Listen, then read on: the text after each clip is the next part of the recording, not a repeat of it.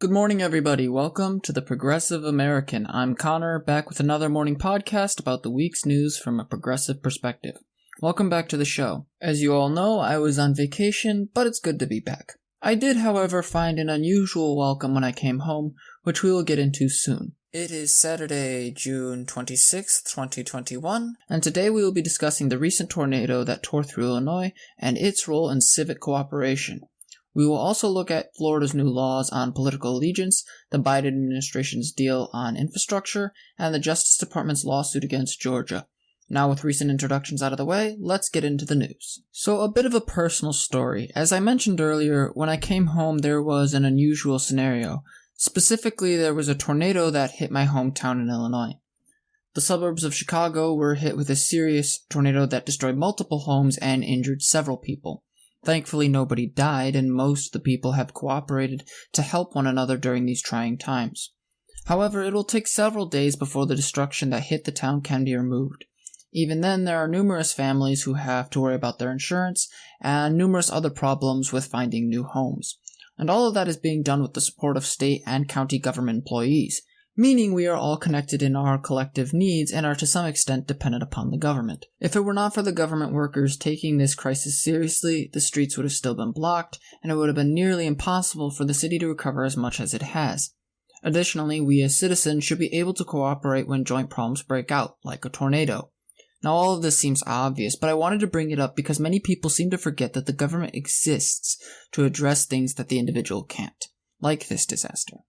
Remember that just because you are doing well today does not mean you will continue to do so forever. It is better to work together as opposed to fragmenting along individual lines. And if there's anything that proves that point, it's natural disasters. On Thursday, the Washington Examiner and Axios reported that Florida would require state universities and colleges to release a survey that determines students' and staff's political identification. The law, signed by controversial Governor Ron DeSantis, is part of a larger conservative effort to determine whether or not universities are suppressing conservative speech. While there have been numerous allegations of this supposed indoctrination made by the right, the reality is far more complicated.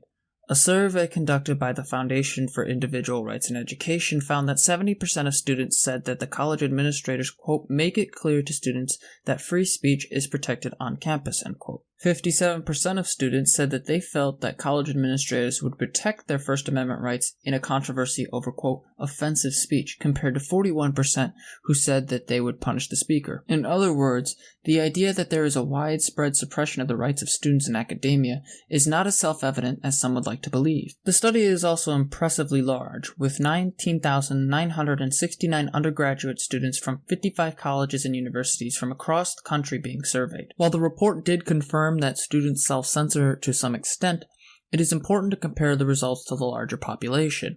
A 2017 study conducted by the Cato Institute, a libertarian think tank, found that 58% of Americans self-censor in public. In other words, the distinctions between the college students' and non-students' experiences are not all too different. Or put in other words, most Americans aren't comfortable with their political opposition. There's also very little evidence that liberal professors are actively punishing conservative ones for their submissions and their opinions. A study conducted in 2004 found that students who perceive their professors as liberal are more likely to view them favorably, and that Democrat professors were more likely to be seen as fairly consistent with their grading. In other words, the issue at hand is that of student perception, not academic decision-making. This move by Florida is probably going to focus on student perception, and therefore serve only to confirm Republican biases about academia rather than deal with the reality on the ground. And that's going to be a problem for academic freedom across the board. In other news, we now turn towards infrastructure. On Thursday, the Biden administration announced that a deal had been hashed out over their recent debates on infrastructure. After months of work, Biden has finally secured his deal and now may be able to move forward with his agenda. The deal resulted from a meeting with 8 Republicans at the White House and securing their approval for a more toned-down plan for infrastructure that allowed for $1.2 trillion in funds. It maintains already existing infrastructure plans and adds $579 billion over 8 years to repair failing bridges, roads, and other structures.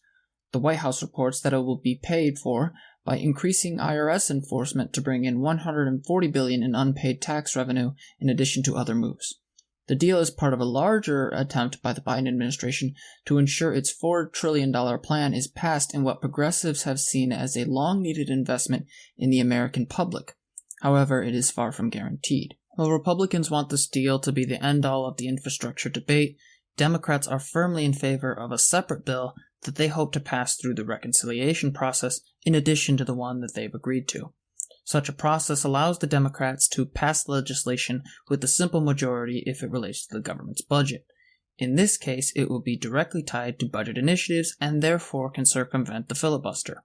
However, the Biden administration has taken a hard line, warning that the deal won't be signed unless the additional bill is also passed, effectively trying to force Republicans to come out against an infrastructure bill widely viewed as necessary. Still, Republicans could call the president's bluff and try to use his claims to bipartisanship against him. Then there is also the question over whether or not Democrats can unite long enough to get a bill passed via reconciliation, as Senators Kyrsten Sinema and Joe Manchin have not signed on to support an additional bill. Still, if Democrats are serious about governing effectively, they should not hesitate to use reconciliation and should play as hard as possible with the Republicans. There is a serious need to demonstrate the power of effective governance before the midterms. It is one thing to be bipartisan, but it is another to sacrifice everything you ran on, and Biden can't afford to do the latter.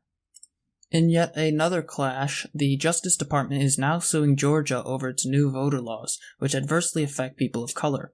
The Justice Department, led by Attorney General Merrick Garland, announced the suit on Friday, and the law in question being objected to is the so-called Election Integrity Act, which was signed into law by controversial Georgia Governor Brian Kemp. It imposes new limits on the use of absentee ballots, makes it a crime for outside groups to provide food and water to voters that are waiting at the polls, and hands greater control over election administration to the state legislature. On its face, this bill seems just intended to make it harder for people to vote. But the truth is that it is very targeted in its approach. For one, African Americans are more likely to vote by mail as opposed to their white counterparts. Therefore, any restriction on mail-in ballots is going to harm black turnout. Shortening the time to get a mail-in ballot is not preventing someone from committing fraud. What it is doing is making it harder for people to vote. It is also worth noting that Brian Kemp is the same man who helped close numerous polling stations across the state, most of them in counties with significant black populations. In other words, this lawsuit is part of a larger battle in Georgia. It's a battle for the right to vote. But more than that, it is a sign that the Justice Department is shifting its agenda away from complicity in civil rights violations, both in voting and other misdeeds. In changing the department's approach to civil rights, Attorney General Merrick Garland may very well herald a new movement of governmental protection of civil rights. Still, it is unclear if this lawsuit will win, as Trump appointed hundreds of judges to the judiciary and shifted it to the right. That said, I look forward to seeing how far Garland is willing to go. That's all for the week's episode. Thank you all for joining me. If you enjoyed the episode, feel free to share it on Twitter and any other social media that you want. It helps the podcast grow, and I really appreciate it. If you want to see more content outside of the podcast, consider checking out the newsletter on Substack. Just look up The Progressive American on Substack and you will find me there. Thanks again, and I look forward to seeing you next weekend.